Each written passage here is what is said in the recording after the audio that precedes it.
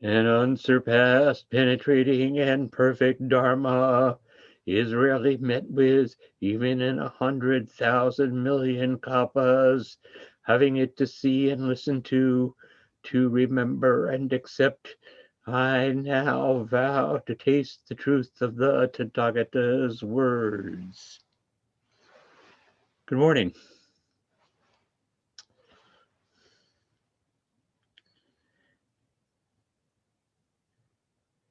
There are a few things that I said last night at our gathering that I just want to reiterate.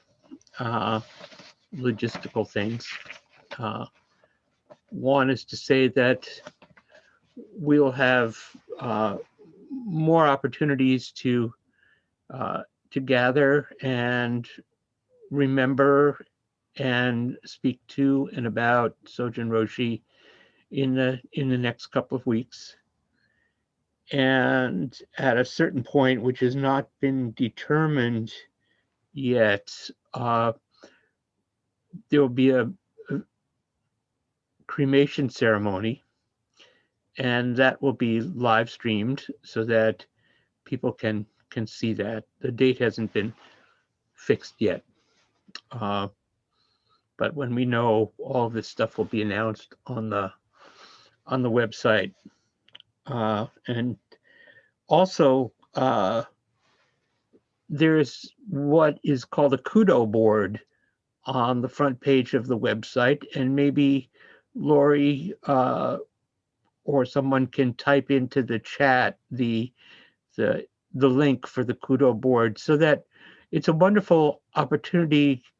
So instead of sending sort of personal condolences to individuals or to say to Liz Horowitz or Daniel, uh, we can we can see what we're doing in public and share it widely, share our thoughts and our sentiments widely in the community. And just to say it is uh, going wide. I think maybe you saw there was a piece in Lion's Roar. Uh, I've been talking to Tricycle, and they will have a uh, something about Sojin coming soon, and sort of messages that have been coming uh, to and through me from have been quite extraordinary and wide ranging. Actually, uh, people commenting, people from 5 continents, uh, and it's really amazing to see the breadth of feeling, and mysteriously, how Sojin Roshi, how his teachings and his being communicated so widely, uh, for someone who he certainly was not self-promoting in any way. Uh, and, he kept this very quiet, steady presence here at Berkeley Zen Center. And it's really instructive to see how that steadiness can have this enormous reach and effect. I wanted to say something brief about uh, honorifics and titles, because uh, in the service that we did this morning, we referred to Sojin Roshi as Daosho, uh, which really means it means great teacher, uh, or or very high-ranking priest. And we have these various titles. Roshi in Soto Zen has a little different meaning than Roshi in Rinzai. In Rinzai, it's a kind of ecclesiastic rank. Uh, in Soto, it's used a lot more freely, and it really means old teacher or old master. It's a kind of intimate and broad form of address. So when I was practicing at Zuyoji in Japan, you referred to everybody like you had the Tenzo Roshi and the Ino Roshi, and these could have been old people or young people, but it went along with their position in the monastery. We don't use it that much. I really like the idea of that you kind of need to be old to be called Roshi. And also, one of the things that I've seen in the United States that I'd never seen in Japan, and it kind of like chalk on the blackboard to me, is people referring to themselves, teachers referring to themselves as Roshi. And I've never seen that in Soto circles, and it's not entirely comfortable for me to hear it used that way. So I think that in our formal, what I've learned and I've seen, so when you have lay ordination or priest ordination, you receive a lineage document, and it's a document. It has all of the teachers in the lineage from Shakyamuni Buddha down through Sojourn or through me or someone else, and all of the Chinese and Japanese teachers are referred to as Daosho. They are teachers in our lineage. And when you get to, like, on my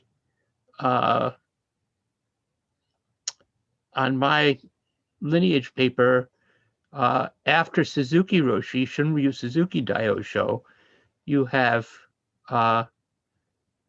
Hoitsu Suzuki, Hakuryu Sojin, and then your name here. But they do not use that honorific Daosho. So usually we don't use that until a person has passed away.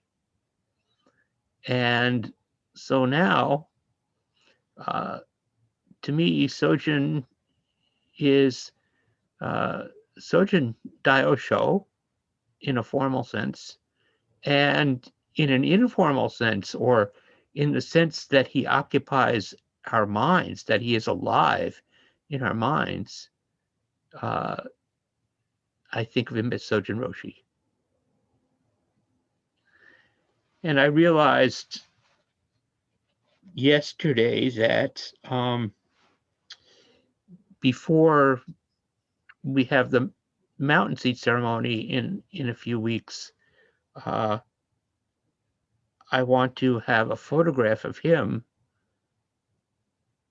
next to Suzuki Roshi in the founder's altar. That's the place that's a place that he occupies at this point in time. So those are just a few things that helped me wander into this talk. I had a completely different talk in mind and more or less prepared. And that talk was on what's called the Five Remembrances, or the Five Recollections. They're teaching from the Upajjhatthana Sutta, which is in the numerical discourses, in which you have everything categorized by the ones, the twos, threes, fours, fives, and so forth. I think it's the largest of the it's the largest, or almost the largest, of the Pali Suttas. And I was going to kind of unpack them, but I'm going to read them to you anyway, because I think they're instructive and lead us into what we can talk about. So these are Five Remembrances, 5 things to consider on a daily basis. And they applied to, they were taught both to lay people and to monks. One is, I'm sure to become old. I cannot avoid aging. 2, I am sure to become ill. I cannot avoid illness. 3, I am sure to die. I cannot avoid death. 4, I will be separated and parted from all that is dear and beloved to me. And 5, I am the owner of my actions, heir of my actions. From actions have I come. Actions are my relations. Actions are my protections. Whatever actions I do, good or bad, of these I shall become the heir. So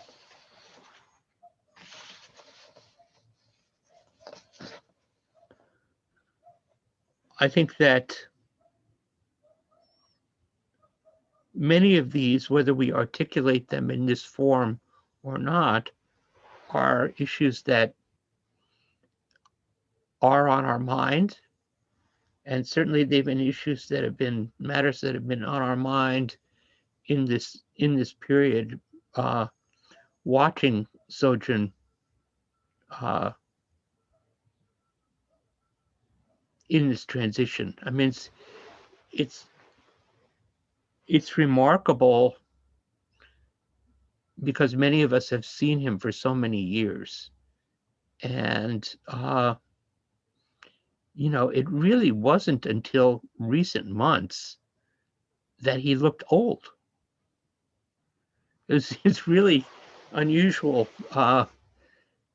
just such an unusual youth, not just a youth, but, a density and glow to his skin tone, a vigor to his walk and expression, and something that quite amazing for a person of 90. And, one could imagine it was going to be that way always. And then the illness really took its toll. But I find that I'm remembering him, even though I saw him pretty frequently in the last couple of months, I'm remembering the vitality.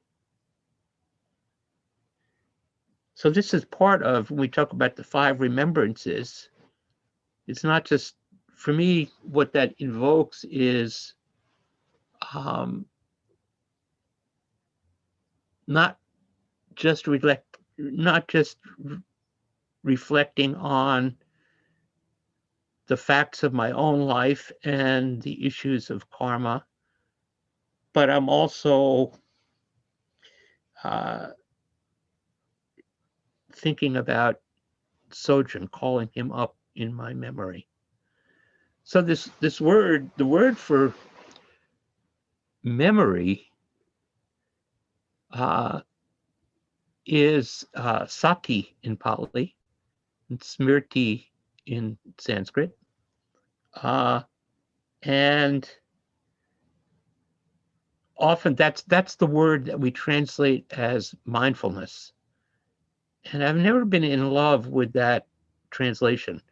I think that the word mindfulness has to me, I believe it was actually the word that was kind of put in place by Victorian era translators with a kind of strong Christian undertone. But more literally, it means remembering or recollecting. And those are interesting words, right? Remembering. It's like put all those arms and legs and limbs, put them back together and make a whole body. And recollecting also is, recollecting, but in both those cases, it's remembering, recollecting. It's putting back together something that was originally whole and can return to wholeness. And this reminds me of the Jewish mystical notion of tikkun olam, the healing of the world, in which the images of the world as if it were a shattered mirror that had broken into a countless shards, that it was our job to recollect, to put it together into one whole. So when I think about this process, the 5 recollections, or just my ordinary recollections, I find I'm applying that to Sojourn. I'm recollecting him in my mind, even as, according to our teachings, his skandhas, or what was provisionally called his self, is now flowing freely in the universe.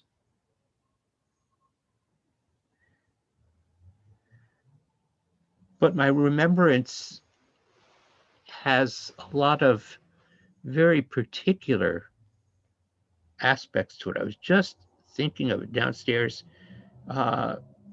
Before the talk, I was getting some water, and I was standing at the kitchen sink looking out the window, and it looks right down to his office. And, I was always acutely aware of when he was there. You could sometimes tell because the blinds were open, but there was also a kind of subliminal sense of his presence that I picked up. I instinctively knew, even if I was up here in my office, I recognized his car when it pulled into the driveway and the way he closed his door. And I think a lot of us also recognized the way he closed his office door in the morning when he came out to Zazen. Was vigorously, it wasn't like careful, mindful, very slow and quiet. It was just boom, direct. And I'm remembering that. He is in the details, or the sinews of my mind. And to say that it's very hard to comprehend that I won't hear that car door. I won't see him in the office. I won't be able to knock on the door and have him say, "Hi." And the door was always open, and he was always willing to be interrupted. Now, maybe that's good, maybe that's not good, but that was his practice. And it's something that's it's a great and challenging model for all of us. And just to say that we did not always agree on everything. There were times of difference or even some tension between us. But at the same time, it was always reassuring to feel that he was there, and to know that he was accessible, irrespective of whether I wanted to avail myself of that or not. And that was incredible. It's a comfort, it's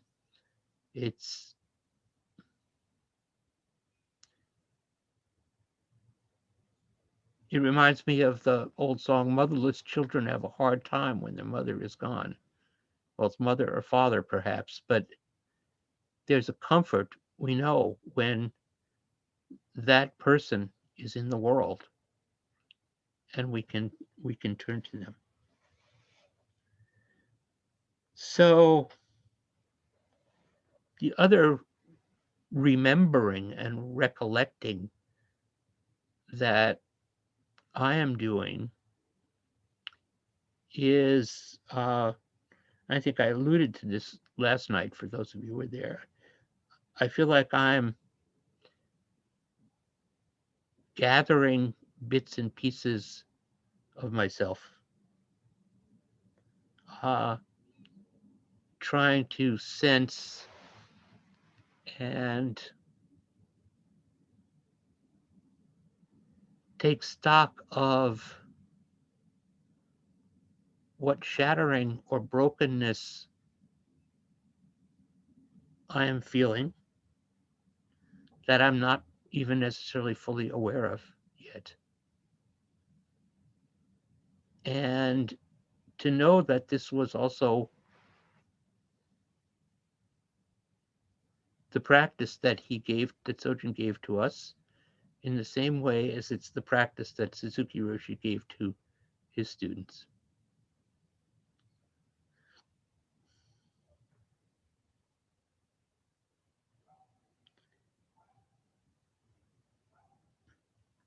So in this, there's an expression that Sojourn used that to the best of my knowledge,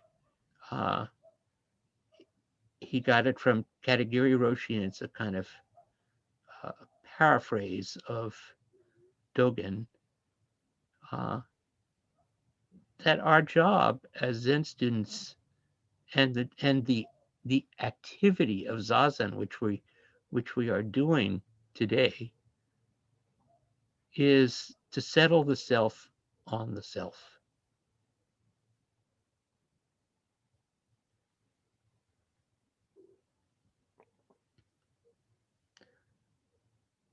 I'm not entirely sure how to express what that means to me, but it's like I see like a layer of self, and then the self that settles on it. And this layer is a little vague and fuzzy, but when I settle the self on the self, then it's clear and vivid.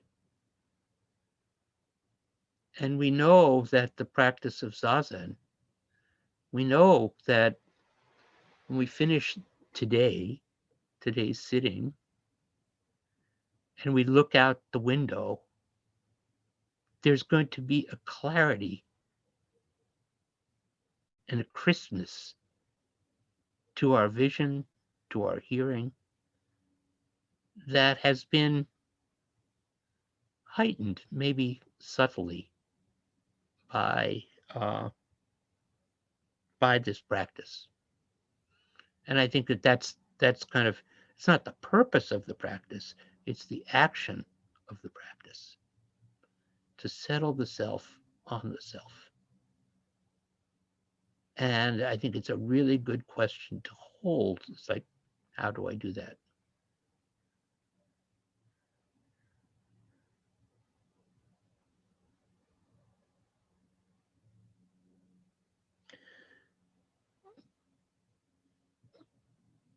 bring up another matter. The other night, when some of the priests were sitting around Sojourn's body,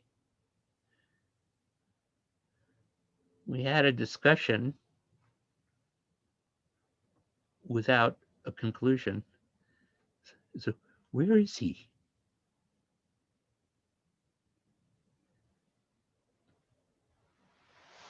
And there are various doctrinal propositions about what happens to the body, what happens to the self, what happens to the skandhas, what about karma and rebirth, and continuation.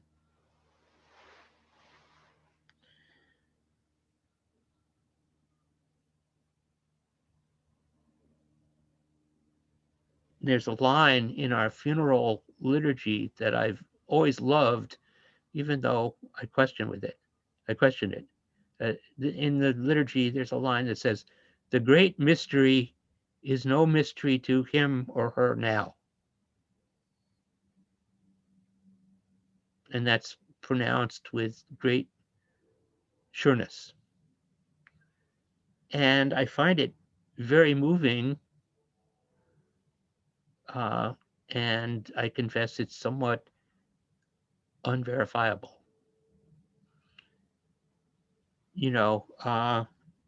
Or at least to my sense it is.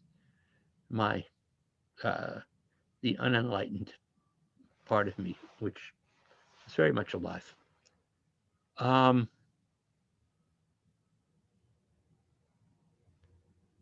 think well, when you asked Sojourn about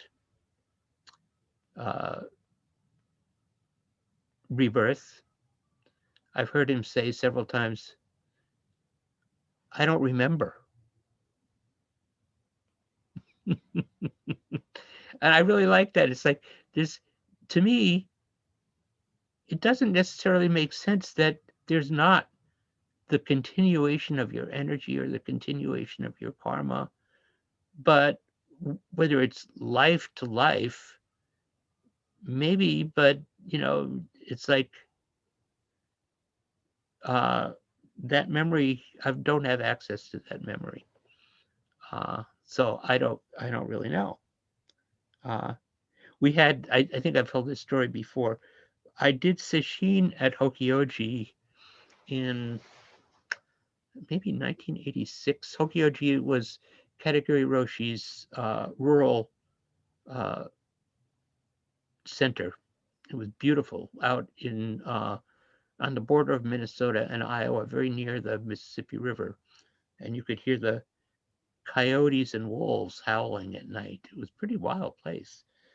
And the zendo was a kind of tent structure. It had wood lattice walls, but it had a canvas roof that was tied down like a tent top.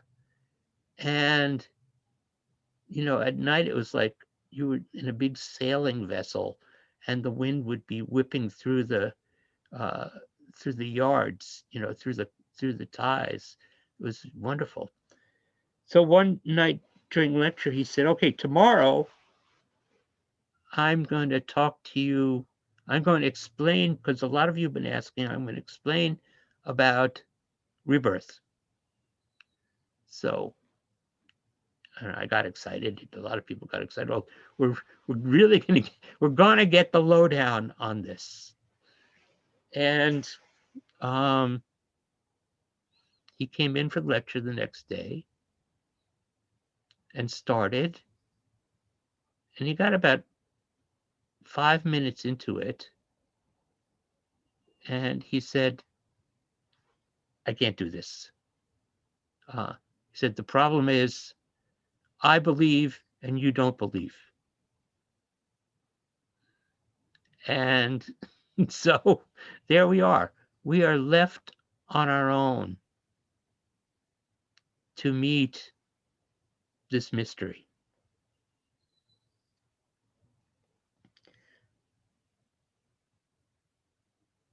how do we want to continue?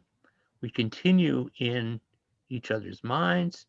We continue in the minds and memories of friends and children, etc., and the impact of our efforts are our continuation. So I thought before I open it up, I'm actually going to sing you a relevant song, which I've sung before. And last week, a couple of days ago, not so long ago, I brought my guitar over to Sojourn's, and I sang and played for him for about 45 minutes. He was kind of a captive audience, and he wasn't particularly responsive. But Liz loved this. She said, "Oh, I want this sung at my memorial." This is a song that some of you may know by Iris DeMint. It's called "Let the Mystery Be."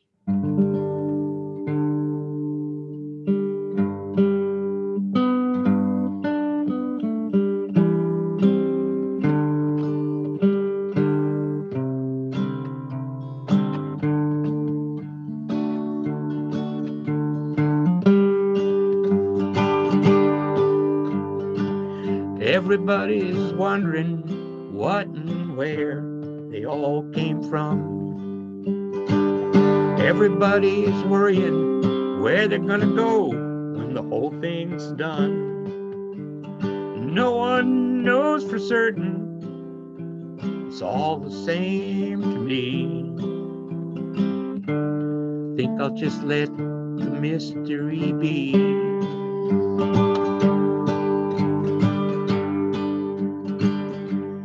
Some say once you're gone forever.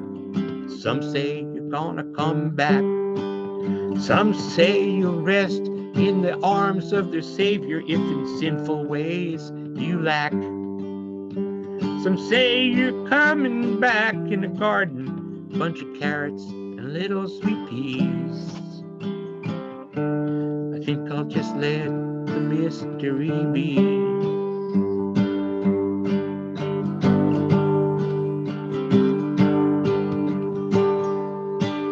Some say they're going to a place called glory. I ain't saying that's not a fact. But I've heard I'm on the road to purgatory, and I don't like the sound of that. 'Cause I believe in love, and I live my life accordingly. And I choose to let the mystery be.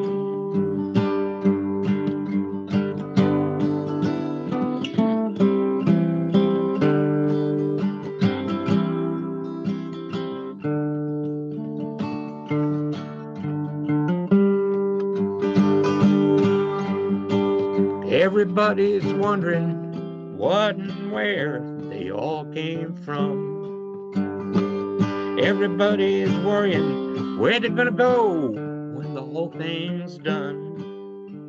Well, no one knows for certain, and so it's all the same to me. I think I just let the mystery be. No one knows for certain. It's all the same to me. I think I'll just let the mystery be.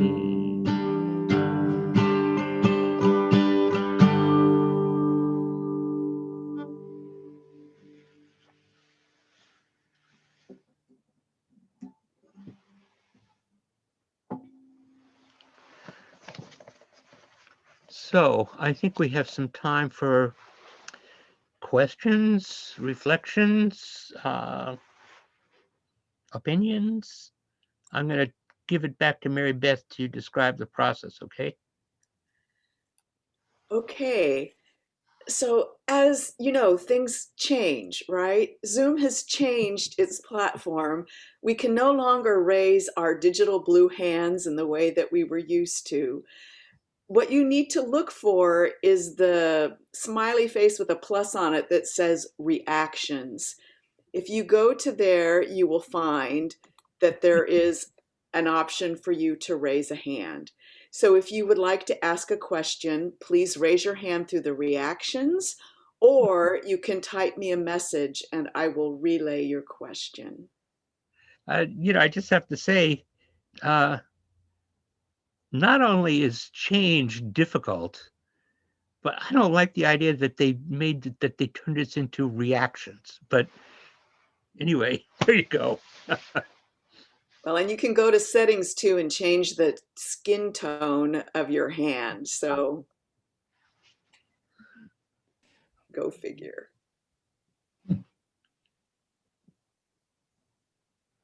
I do not see this. Penelope, are you trying to ask a question? I'm trying to figure out what you just said. I can't seem to locate the thing on my computer. So go It's ahead. down I'll at the get it later. bottom under probably next to share screen or your chat box. Penelope, do you have a question? No, that's why I don't want to take time. Thank you.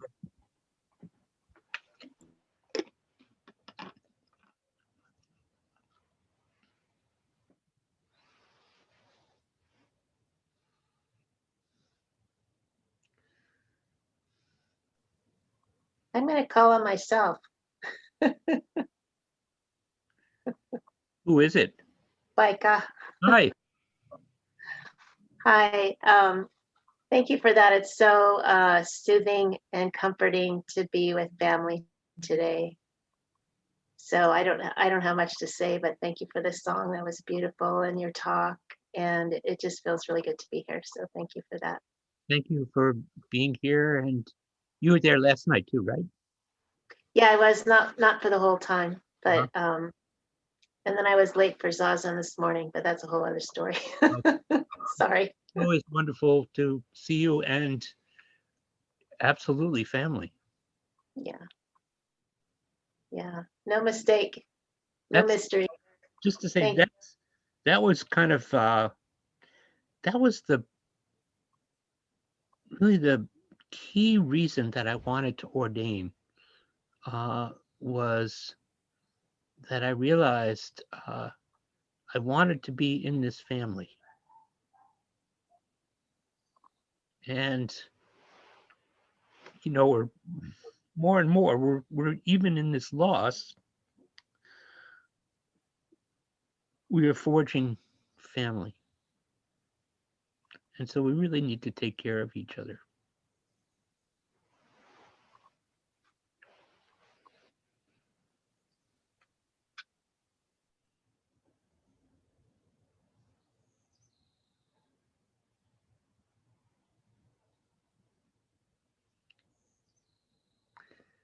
Mary Beth, I'm seeing hands. Are you? Now I'm not hearing you though.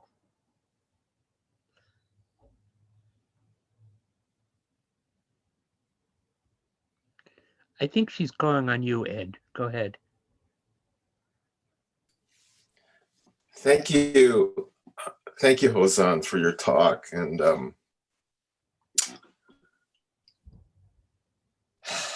it's not easy to even talk right now. But what I want to say is that when I think of Sojourn, it's not so much his words, but I think about the way he held his teacup.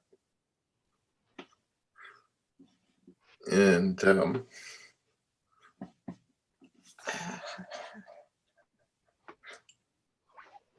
way that he folded his napkin on his oryoki bowl, and how he bowed at the altar. And like you, whenever I came in the gate, I was conscious of where he was in his office. That was the first thing that I thought about. And,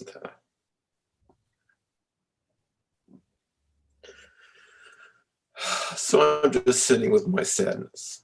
Thank you. Thank you. I think it's important to remember, I mean, words are wonderful and I love words. And when he chose, Sojun's words could be very precise. But I do think that the true teaching is a body-to-body teaching. Yes. And just how he moved, how he bowed, you know, just the teaching of meeting him at the door after Zazen in that bow of meeting face to face. That's really the true teaching, I think. Yes. Not that the other isn't true, but I think that's kind of how we learned. Yes. Thank you. Thank you. I have some more comments in the chat box. So I just want to say, if you haven't updated your Zoom yet, it's possible that you still do it the old way. And also, if you're using something different like an iPad, it may be in a totally different place. I can't help you there. But I'm also told that you can click on your name if you're in a different operating system under participants, and there you will see the option to raise hands. So if you can't find the reactions, it's possible it's in those places. So I'm now going to call on Ross Bloom to lower his hand and ask a question. Lower hand. Thank you for blooming. That's a good one. Thank you, Sojourn. Thank you, Hozan. That's the second time. There we go. Great. Just a little history on the titles. When I was studying in New York with Bernie Glassman, we only called him Sensei. There was no Bernie and not even Tetsugen. And when I came out here, I had to adjust to plain old Mel. And we used to call him Sojun Sensei in formal Chosan, and that was it. But mostly it was just Mel. And I really loved that informality, the seamless quality and ordinariness of him. And then for some reason in '98, when I was Shuso, we suddenly started calling him Sojun Roshi. And it was not a formal proclamation, but as you said so eloquently in your description of this naming process, it just happened organically. And that, to me, that really felt like a from another place, the embodiment of Roshi. So thank you again for that little bit of history lesson for us. Thank you. You know, I mean, basically that's how I recall, but I really don't remember, you know, what was the threshold there or why. It just, you know, I don't know. I don't know. But you know what I like, which we don't use, because we don't use a lot of Japanese titles. But you know, when I was in Japan with Hoitsu Roshi, and this was he wasn't Roshi either. This was in '89, I think. The head priest at a temple, even a small temple, is called Hojo-san.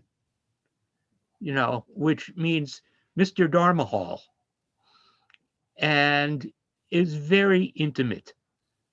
You know, it just, that felt in that context just right, that he was, and like I can think of Mel as Hojo-san, you know, even though we don't use his terms.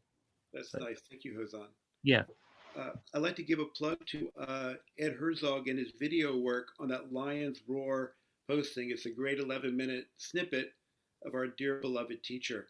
He's just so alive in that work. So thank you again, Ed, for that.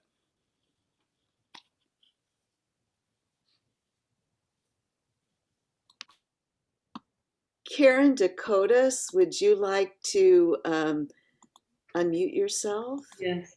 Hi, thank you, Hozan. Wonderful to be with everyone.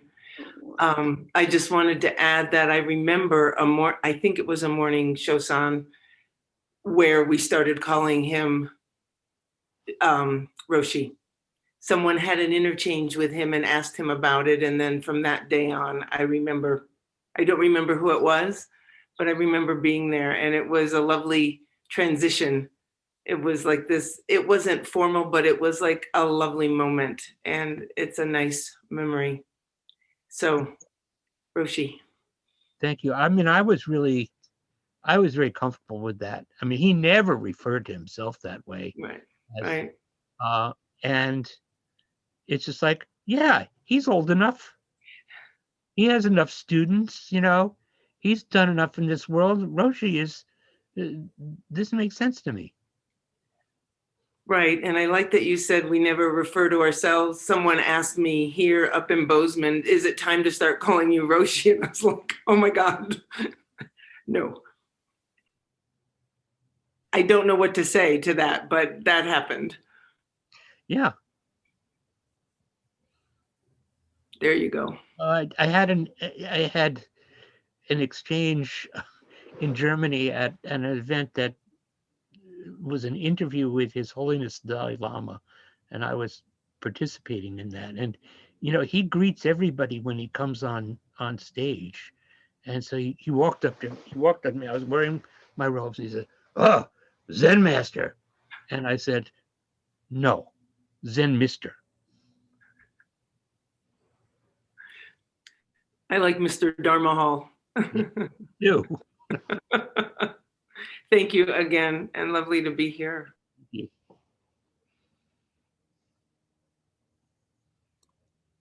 Okay, now Karen, Sondheim, or Nancy.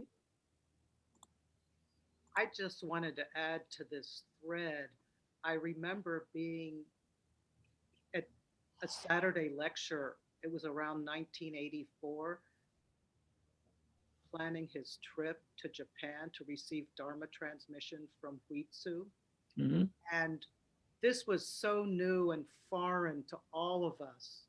And so he kind of described what was going to happen. And somebody raised their hand and said, does this mean we're going to have to call you Roshi? And everyone burst out laughing. It was like a bunch of giggling children, because it was kind of unheard of for us back then. And so Mel said, oh, I don't know. I can't remember exactly. I think he said, no, I'm still Mel. But I'm not sure, but knowing how little Sojourn liked planning, which was not at all, I can see how things just kind of evolved over time, like some people have said just now, Karen. So anyway, I just needed to add that. The only naming thing that I recall him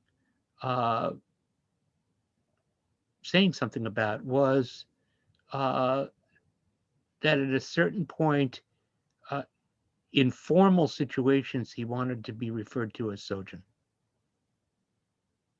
He wanted to be referred to by his Dharma name, not as Mel.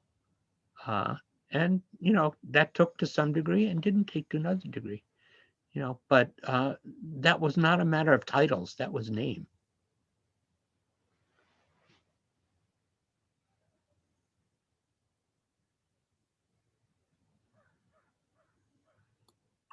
I have a comment from Ellen L. She says to please thank you for the song, and also that she remembers Sojourn telling her that things will work themselves out. And now I'm going to ask Thank you, Ellen. I'm going to ask Kika to ask her question. Thank you, Hozan, for your song. I really appreciate that as well. And I just want to continue on the naming. when I started practice, I knew Sojourn only as Sojourn Roshi, and I was very awestruck by him. And so I would very formally say it all the time. And then during a Doan training, he was talking to someone else, but I sensed he was talking to me when he just say, just say, hey, hey, Mel, hey, Mel. So I started doing that. It felt very stiff. Hey, Mel, but then I got into the hang of it, and it was kind of an ongoing little bit of a joke because I did start doing that. And sometimes at the inappropriate time, like you say, Hozan, he did want to be called Sojourn. And, but one of the last times I saw him, I just softly said, hey, Mel. That's very meaningful. Thank you. We all have our own, each of us has our own intimacy with him and with ourselves and with others. And they're all right. They're all correct.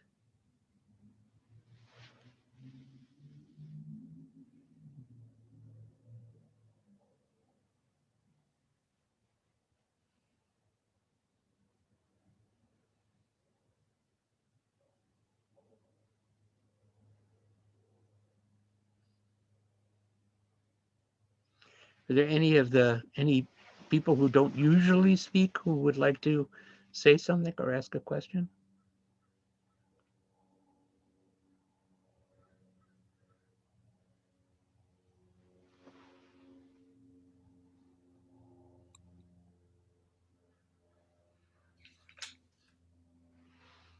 Ellen Webb, I invite you to unmute yourself and ask your question. Hi, Ellen. Hi. Where are you? I'm back in Oakland now. You're back in Berkeley? Oakland, yeah. Yeah, oh, good. So thank you. Also, I liked your song a lot and I liked your talk. I just want to say that my family knew Mel when I was, kind of young in my teens and early 20s, and always referred to him as Mel. And then when I started practicing in 1992, and from then to really, now I've never really known what to call him. I just never, when I saw him, I just never knew what to call him. And I never worried about it. I don't think he did either, but I was always slightly confused. I'll just share that. Thank you. He was not, as everybody knows, he did not stand on formalities. He wanted respect, but respect could take, could have any name, I think. It depends on what the energy in it is or was. So I really appreciated,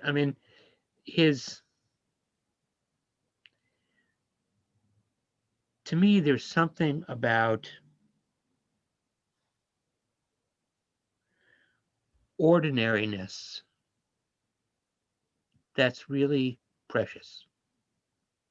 I think this is also part of how I came to practice, was reading Chinese and Japanese poetry and seeing how there was a luminous quality in things that were ordinary. And the people that I've met, a number of people I've met who were, very prominent teachers, I felt their ordinariness, as opposed to other teachers who, you should excuse me, seem to cultivate their charisma. And I just, that's one thing I loved about him, was that ordinariness, which is very precious. Yeah, and people, speak of it a lot. It's a little worrisome to me that, as he, has passed on, that he will become specialer and specialer. Well, I think we just have to wait and see. But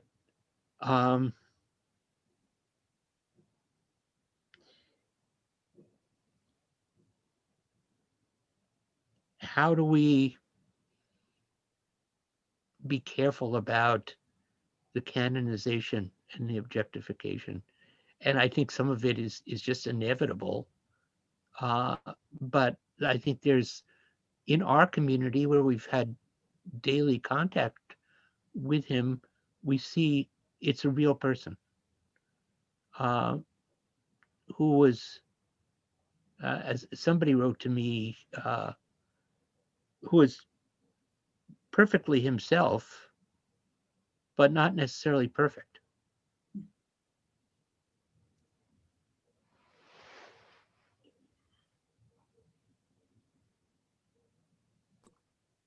Emily has a question in the chat. She wants to know the meaning of Sojourn's name.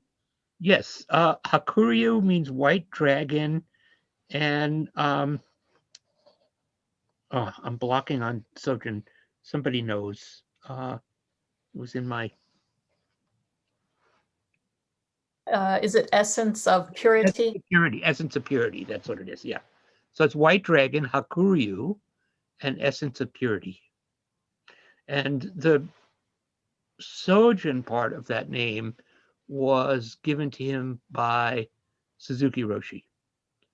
And he only received one name, which is not so unusual. And the second name was given to him at Dharma transmission by Hoitsu Suzuki Roshi. But his official Dharma name, your Dharma name is usually the second one of those names. So Sojourn is his official Dharma name. And as far as I know, I need to talk to Akiba Roshi, because there's a whole other deal with posthumous names. But I need to find out if there is one, how that happens, to see. I'm actually talk to Kiba Roshi and Reb and explore that, but it's not so important to me. But I like knowing what the tradition is, and then you can decide whether to take it up or not. Hozan, there are about 6 people with hands raised. Do you want to answer any of those? Yes, Or let's be brief, and I'm okay, but that's it. okay, Peter, would you unmute yourself and ask your question? Sure. Thank you, Hozan, for that song, and I feel in alignment with the sentiments expressed. But I'm also surprised at how challenged I am. I've been thinking about the topic recently. How challenged am I by the suggestion of let the mystery be? It doesn't seem like it's a really easy thing, even though it kind of rolls off the tongue. I don't think you have a choice. Yeah. You can think about it all you want. Yeah. But you're not going to figure it out. Yeah. Still, we will go through it, whatever it is. Yes. Thank you. Thank you, Peter. Thank you for being there all these years. Oh. Before there were any other priests here, when Sojourn would go away, Peter would sort of mysteriously show up in the Zendo and carry the position of being a priest before Meili and I or anyone was ordained. And I always remembered that. It's really important to me.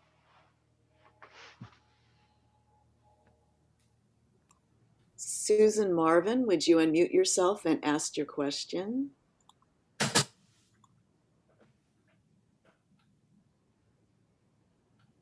Can you hear me? It's not a question. I just had a quick story. I think it was about 25 years ago, and I was practicing as the Tenzo, and it was one of those potlucks where after evening zazen, people would line up to come in to make their plates. And I was greeting people as they came into the kitchen, and Sojourn was at the end of the line. And when I greeted him, he leaned over and said, in Japan, the teacher's always at the head of the line. but here nobody respects the teacher. So I said, well, and I took his hand and I said, come on. And I brought him up to the head of the line, and he had this big smile on his face as he kind of cut in line. So about 2 years ago, I guess, when Lori and Leslie and I shared that position as Tenzo, we had a potluck, and there he was at the end of the line. I said, you want to come up to the front of the line? He said, no, I'm really comfortable here. Thank you.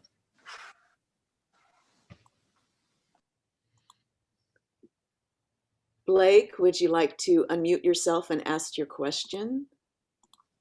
Sure. Thank you, Mary Beth. Hozan Sensei. I believe you were speaking about Katagiri Roshi, and giving a lecture about the afterlife. And he said, well, I believe and you don't believe. Could you clarify what he meant by that? Yeah, I mean, his theological ground was in the territory of rebirth. That was his understanding of Buddhism. And, in a number of traditions of Buddhism, that would be a requirement. You would necessarily believe in rebirth. If you didn't believe in rebirth, then, why would you call yourself a Buddhist? This is a big theological debate that's been going on among sects for years. And I think what he was talking to was, North Americans who are not grounded in that way of looking at things. It certainly included me. So that's what he meant.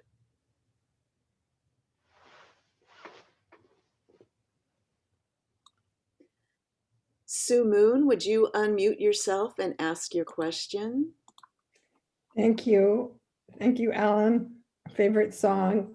Also not a question.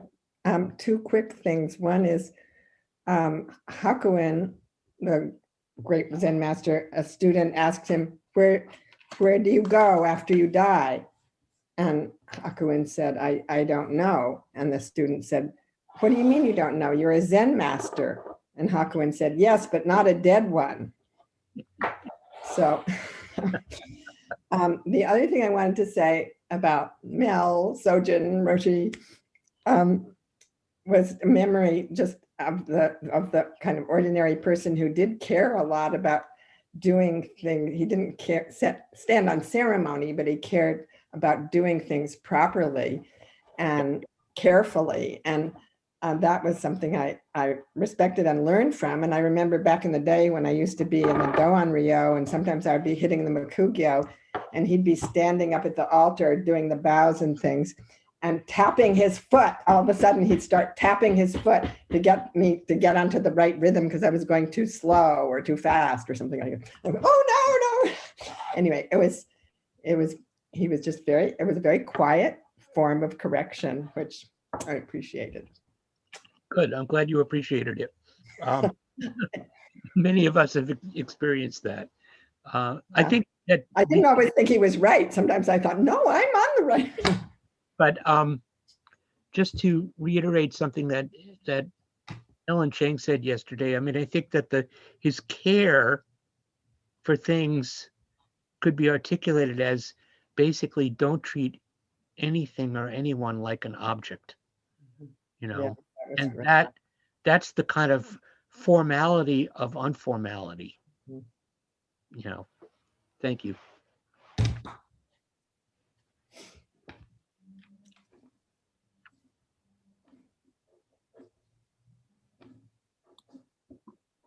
Rondi or Charlie, do you want to unmute yourself and ask a question? Yes, thank you, Mary Beth. Thank you, Hozan Sensei. Charlie and I were married by Sojourn Roshi, and so today I was looking at our photo album, and what I'm wondering if down the line, like there's some wonderful pictures in there, like we gave a gift to Sojourn Roshi, a little bonsai in a bag, and he's holding it up and grinning.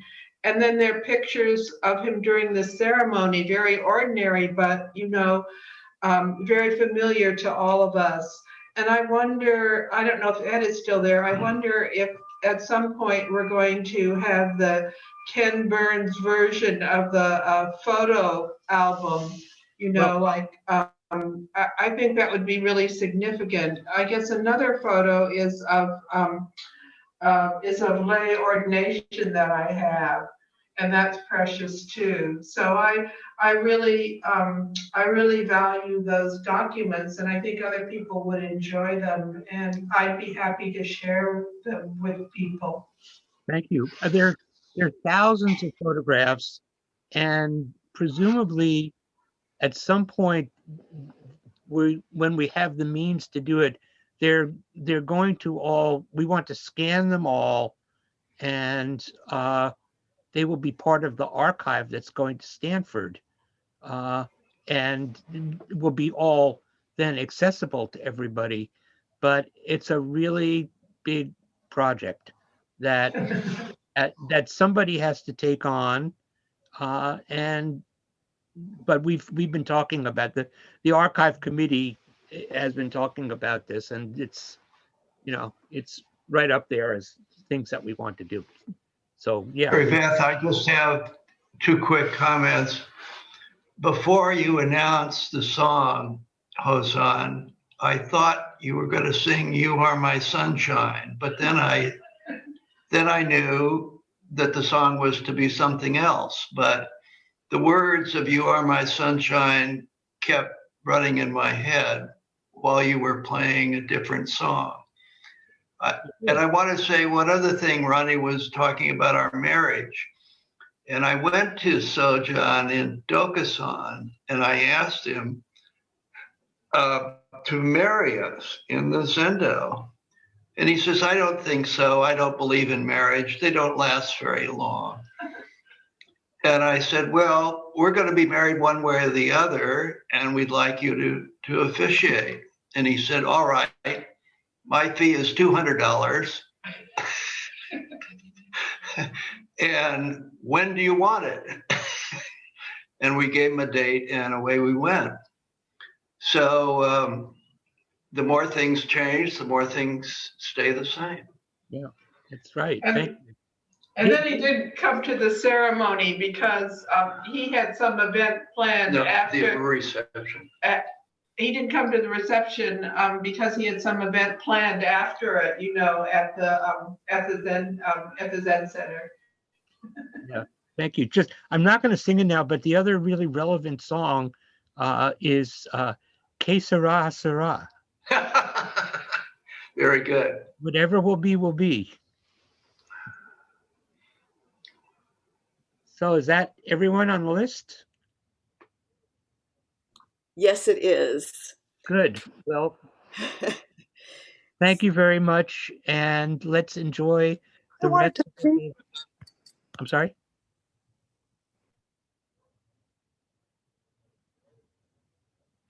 Was that you, Filani? Yeah, I said I wanted to say one thing. Oh, good. I have a few things, but just maybe one thing. Okay, that's fine. All right. I just wanted to, I'm not showing myself. I just wanted to say one time at the Zendo in the community room, Sojourn was having a meeting with.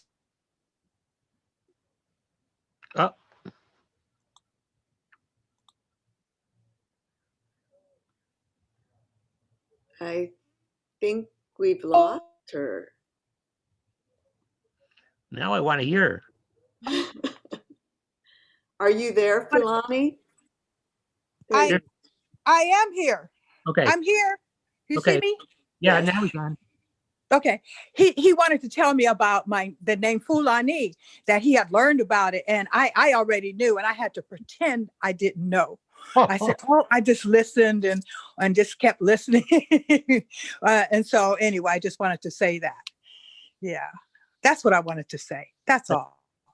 I mean, I have other stories, but I'll talk about that another time. It was very kind of you to listen. I had to think about it first. I said, you know what, maybe I should just shut up and listen. And I did. Okay. All right. Thank you. Thank you. And thank you all. Thank And let's enjoy the rest of our day of sitting. And we'll chant the Bodhisattva vows. Bodhisattva vows, right, to close. Please do not unmute yourself during this. You're leading this? Yes. Yes. Beings are numberless. I vow to awaken with them. Delusions are inexhaustible. I vow to end them. Dharma gates are boundless. I vow to enter them. Buddha's way is unsurpassable. I vow to become it.